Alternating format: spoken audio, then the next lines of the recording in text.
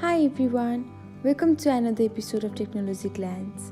In this video, I'm going to guide you through how you can clear cache on Snapchat app.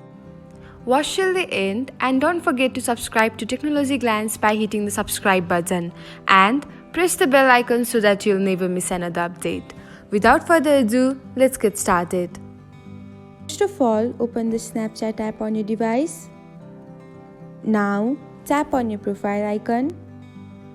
After that, tap on Settings and now scroll until you find Clear Cache.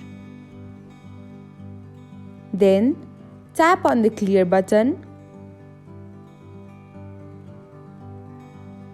and that's it. Thanks for watching. If you found this guide helpful, we will love it if you hit the thumbs up button below. We upload great new tech tutorials like this one every day. So, don't forget to subscribe to our channel and hit the bell icon to get an update as soon as we post a video.